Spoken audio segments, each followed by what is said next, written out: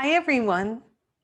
Today I'm going to read you this story called Finding Francoise, a story about the healing power of friendship. I read this story to my granddaughter Sophia and my grandson Charlie the other day, and they really liked it. So I hope you do too.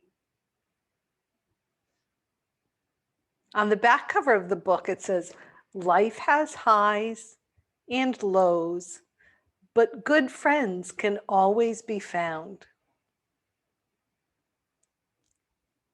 Look at all those bottles. I wonder what that's about.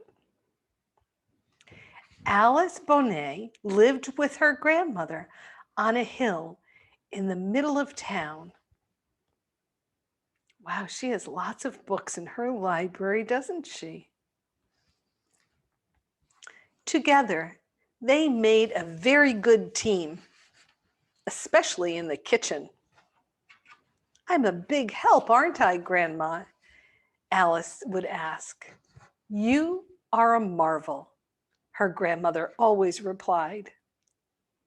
Wonder what they're making. Alice was a writer of lists.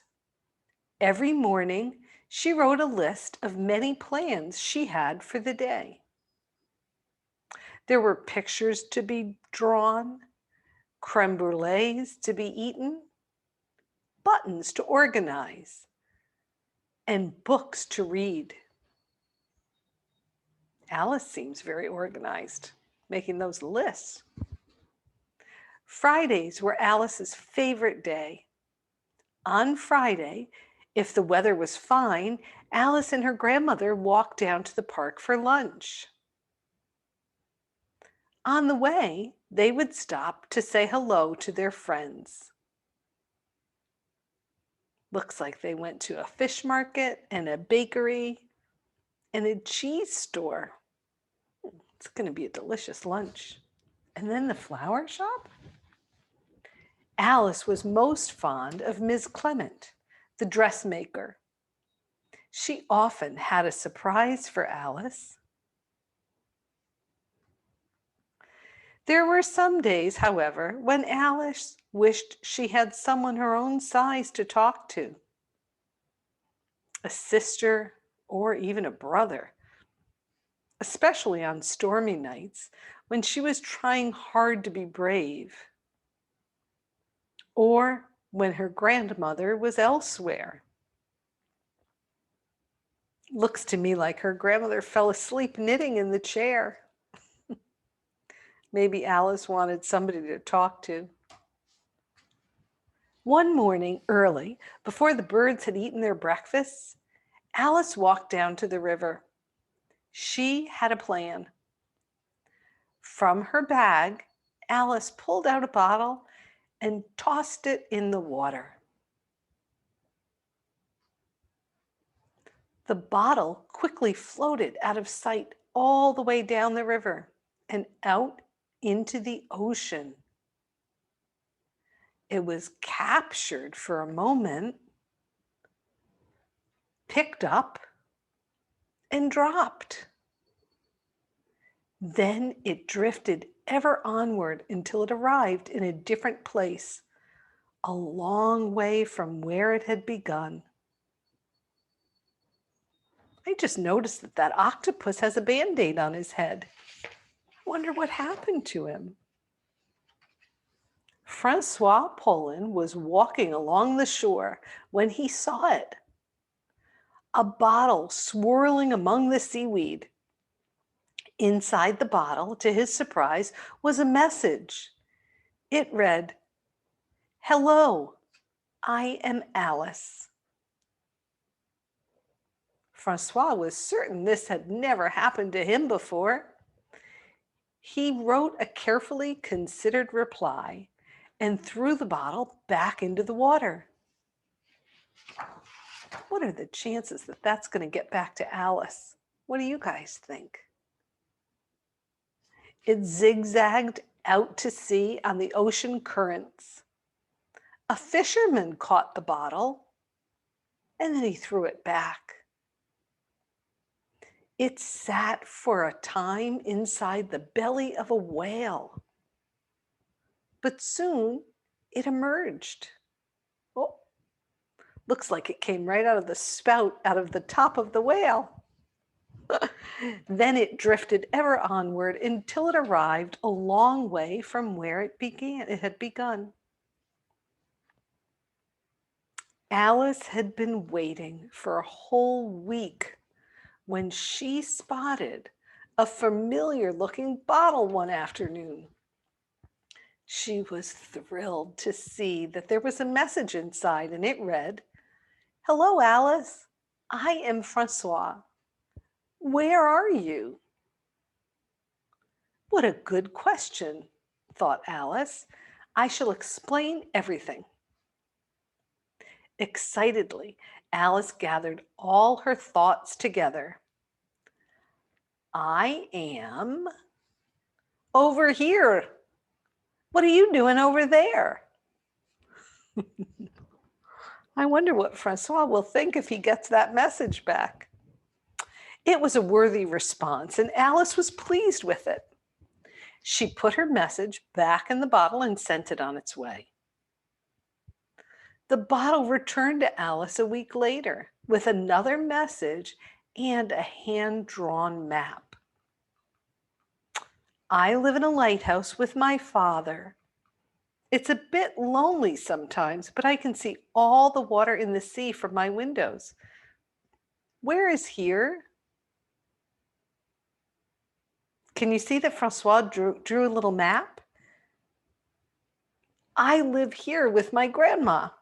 She makes the best creme brulee in all of France. I think I would like to live by the sea. Have you ever seen a flying fish? Francois answered, I had a pet flying fish once, but it flew away. Oh, goodness. And so it went, back and forth across the sea. Like Alice, Francois loved writing lists and reading books and drawing mermaids too. Alice wasn't expecting that. But Francois also loved dancing, wearing funny hats, and origami. Do you guys know what origami is? It's a really cool art form where you fold paper in a way that makes little figures. I'll see if I can figure out a way to show you that someday. Anyhow, Francois loved dancing, wearing funny hats, and origami, and garlic butter, and flower arranging. Francois was very interesting indeed. Alice realized she didn't need a sister or even a brother. She had found Francois. Then one day, Alice's grandmother was gone. Poor Alice. That looks like it was a sad time for her when her grandmother was no longer around. Alice went to live with Miss Clement. Miss Clement did everything she could do to make Alice happy. But Alice's thoughts were with her grandmother. She didn't feel like drawing mermaids or writing lists or sending messages.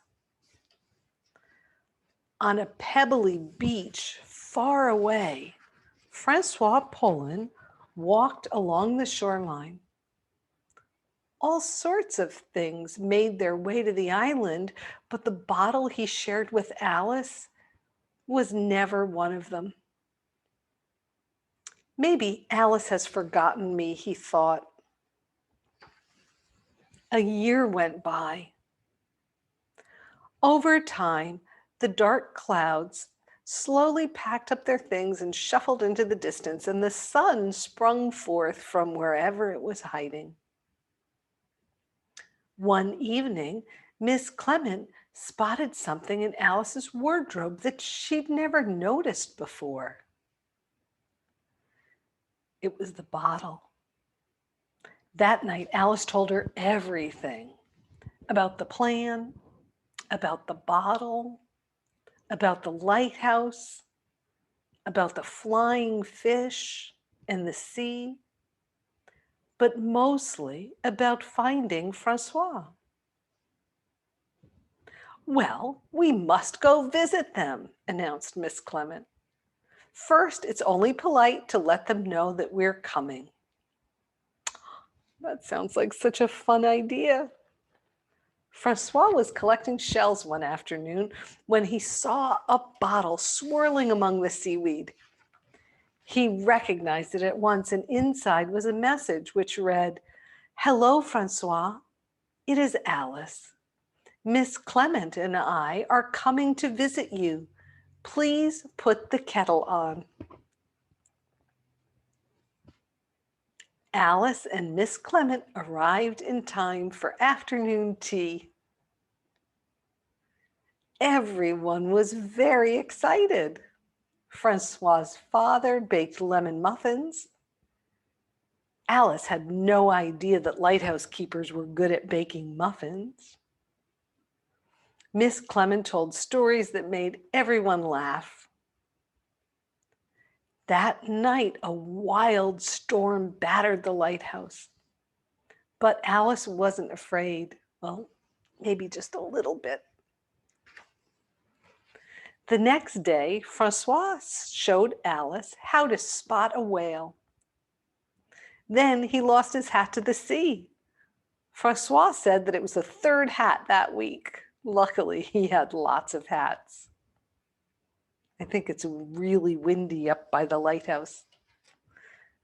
In the morning, it was time to leave for home. Miss Clement needed to get back to her shop. Alice didn't want to leave, not now. Then Alice had a brilliant idea. Perhaps Francois could visit Alice and Miss Clement. Everyone agreed that it was a brilliant idea. When Alice arrived home, she wrote a list of things she really wanted to do. Number 1, play hopscotch with friends I haven't made yet. Number 2, make a favorite dessert. Looks like she's going to make creme brulee like her grandma did. And number 3, finish something unfinished. Looks to me like Alice picked up the knitting that her grandmother hadn't been able to finish, and she's doing it. Then she wrote another list, especially for Francois's upcoming visit. She titled that list, Plans for Francois's Visit. Eat creme brulee. She allowed 20 minutes, maybe more for that. Draw mermaids, 2 hours. Hopscotch, 45 minutes. Origami, 1 hour. Flower arranging, 51 minutes. Dancing, the time she allotted for that was until we fall over.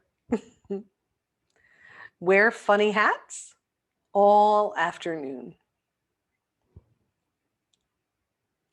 At one point, Alice made an alternate plan which says we may change if our tummies hurt from laughing so much. And she always had a message to send him. You are a marvel, Francois. Off goes the bottle. And so it went back and forth across the sea. Good night, Alice. Good night, Francois. The end. Gosh, I love that story. It was so fun to learn about how Alice reached out for a friend and Francois ended up being there at a time when Alice's life was a little bit sad, when she lost her grandma. And Miss Clemens did everything she could do to make Alice feel better, but what really made her feel better was seeing her friend Francois. Sometimes in life, we're lucky to have a really special friend like Alice was to Francois and he was to her. I hope you enjoyed that story. Come back so I can read to you again soon, okay? In the meantime, have a great day, everyone. Bye for now.